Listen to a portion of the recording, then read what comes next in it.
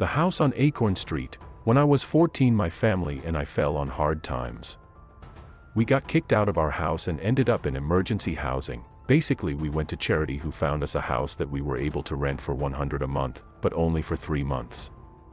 That summer, my mom and stepdad separated temporarily, and my 3 younger siblings would go to my stepdad's for a week or so, then come back to my mom and me. This house was fucking creepy. It started off with just that feeling, you know. Like, something isn't quite right, that you might not be the only person in the room. In the day, that's all it was, the feeling that something was up. Your instincts pricking at you. I tried to ignore it, but as soon as dusk arrived, shit would start happening. More than once I could hear this static-filled music playing, but I couldn't find the source. It just filled the halls. I heard whispering and went to my 2 sisters' room. In the open closet, a pair of eyes looked at me and disappeared. My brother spent one night in the house and didn't come back. In my room, I could never win. On one wall, a mirror. When I flipped over to face the window, I watched tall shadow figures pace in front of it. In my mother's room, the same shadow figures paced in circles around her room. One night, she and I sat up for 2 hours in her bed watching these shadows. She was strongly religious and didn't know what to make of it. During the time we lived there, there was a lunar eclipse. I had never seen one before and was very excited for it. When I went out to look, every time, this terror took over me and I couldn't stay outside. I couldn't explain it. When the moon was fully cloaked, I went outside, looked up, but my head suddenly snapped down and to my left. I could see 3 tall shadows walking in between the tall pine trees in the yard. Panicked, I ran back inside and into my room, flinging myself under the covers with my eyes shut tightly, but listened to the pacing outside my bedroom window. 3 months of this. We moved out at the end of summer into a new house. My mom and stepdad got back together and I was with my younger siblings again.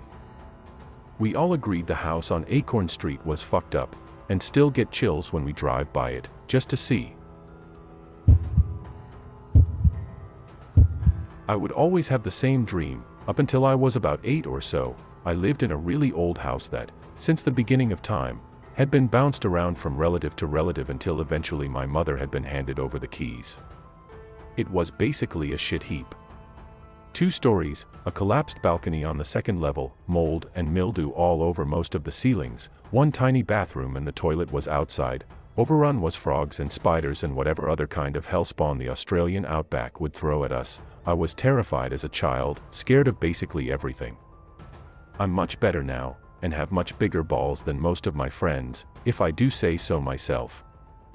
Nonetheless, I would probably have to put the blame on this old house of mine. I remember as a child that I would always have the same dream. I'd start in the kitchen, no idea how I got there of course. It was during the day, probably later in the afternoon. Nobody was around, so naturally I'd go looking for my mother and father. I'd go to all the normal places. Mom wasn't in the laundry shed or the lounge room, Dad wasn't on the patio outside or up the back at the chicken coop, and my sister wasn't around either. I was starting to get worried, thinking that everyone was gone and they'd left me alone.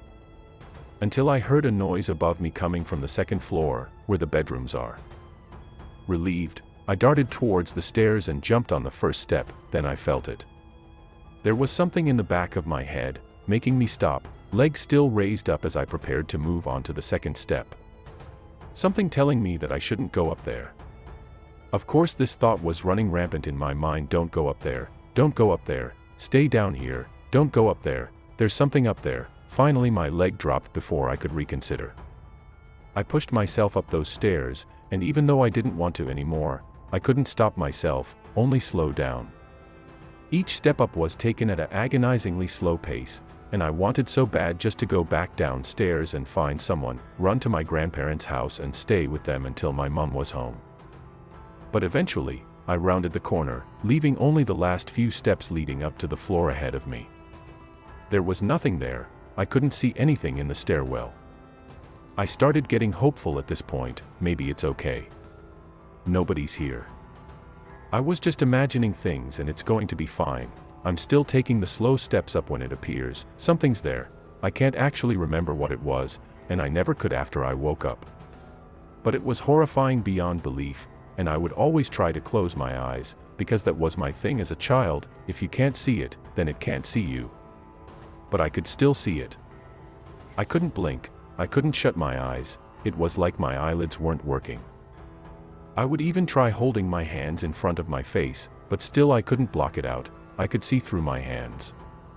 And I couldn't do anything. I was frozen, unable to do anything except stare at this thing all but a meter away from me. Whatever I saw, whatever I did, for those 8 years I was at that house, I had to force myself up the stairs. Day or night, it was horrifying. My mother sighed and tried to reason with me, my father growled at me and called me a coward, and my sister just laughed and said I was retarded. But every time I had to go up those stairs, as soon as I hit the top stairwell, I had to stop and make sure that I could cover my eyes with my hands or that I could shut my eyes. Of course it would terrify me most when I'd go to blink and wave my hand in front of my face and it wouldn't work and I'd realize I was dreaming. The neighbor. A few years back I rented an apartment from a friend of mine.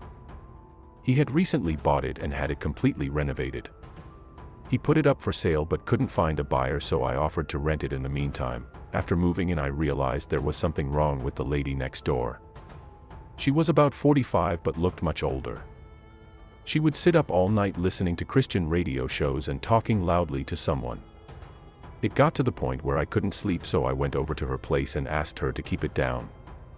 She opened her door and I got a quick peek. Her walks all had crosses painted on them in different colors. And words like Jesus and angels scribbled everywhere. The windows were painted black, letting no light in at all. It was damp, yellow-stained 50-year-old carpets, dog shit and cockroaches everywhere. No dog though. I asked her to please keep it down. She just looked at me and shut the door. Then she turned up the radio even louder. The next night I had my GF staying over. I wake up in the middle of the night and see a shadow of a person next to the bed looking at us sleeping. I think I'm hallucinating, as I usually do in the dark when I'm sleepy.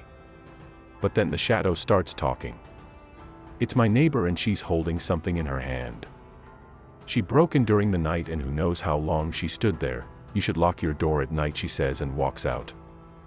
The next morning I hear someone making strange noises below my bedroom window. It's my neighbor talking to herself in tongue. She has a plastic bag in her hand with her rotting dead dog inside. It's hot as hell outside and I can smell death from the bag. At this point I'm scared shitless. She's obviously very insane. I go upstairs and knock on another person's door and ask what the hell is going on. The guy is as scared as me. Apparently she broke into his apartment one evening as well while he was watching TV with his kids. He got up from the couch to get a snack only to find her behind the couch staring at him holding a power drill. Now I know what was in her hand. At this stage I'm basically pooping myself. I call the cops and they know all about her. Apparently she is a violent schizo and she hasn't taken her meds. But they can't force her or enter her apartment without her permission because she owns it. The only thing they can do is get her when she goes outside. I sit up for the next 2 days waiting for her to run out of cigarettes. When I hear her leave at 2 a.m. to go across the road to the 7-Eleven, I call the cops. They have 3 cars and a special van over in less than 2 minutes. They restrain her and throw her in the van and drive off to some institution, and in less than a minute it's like she was never there. I never see her again. Still have nightmares about her looking at me in my sleep. In the middle of the woods. Growing up I lived in the middle of the woods. No neighbors for about a mile on each side, and we owned 60 acres of forest then a swamp after that. So basically I lived in the middle of nowhere. One summer when I was about 14 I was out in the middle of the woods playing with my dog. I'm an only child and both of my parents were out of town, when I kept feeling something hit my elbow. I'd go to throw Max's ball and the bump would make me throw it almost straight up. Assuming it was just me bumping it on trees or something, I ignored it. After the 4th or 5th time of it happening I thought, well, this sucks, I'll just go home. Walking back I felt uneasy, but I knew I was just freaking myself out because we were alone. About an hour later Max and I are at home on the couch when the garage door opens and he starts barking.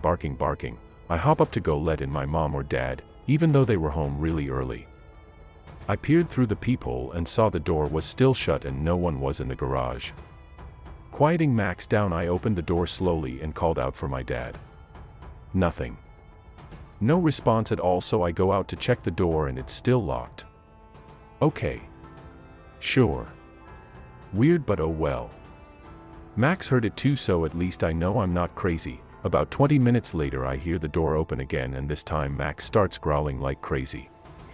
I quiet him down again and just assume it's the wind or something making noise, even though by this point my heart is racing. I hear footsteps come up the stairs and think, oh geez, Dad really is home this time, and hop up and run to the door. It starts to jiggle, so I run faster to let him in.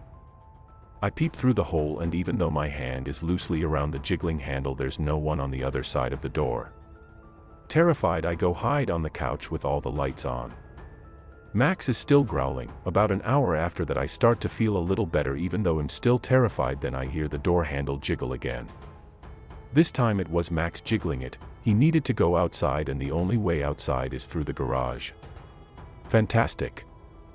I literally sprint with him to the kennel, and as I'm standing in there I decide to ask this thing questions to make myself feel better, because I knew it wouldn't answer me.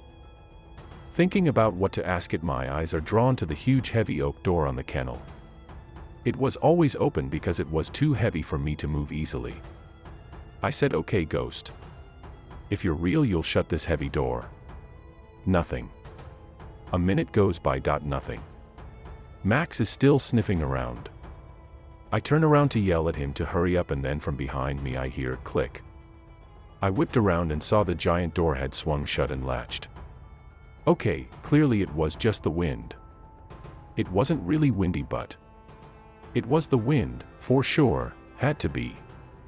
I proceed, okay ghost, that was the wind. If you're really real, you'll open this massive door back up.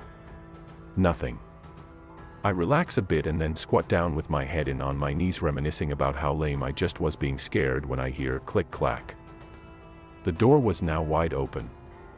Max was done, so we booked it back into the house, locking every door in the house. For the next 4 hours I would hear the footsteps on the stairs and the door handle jiggling every few minutes, until finally around 11 p.m. my dad walks in and yells at me for wasting electricity.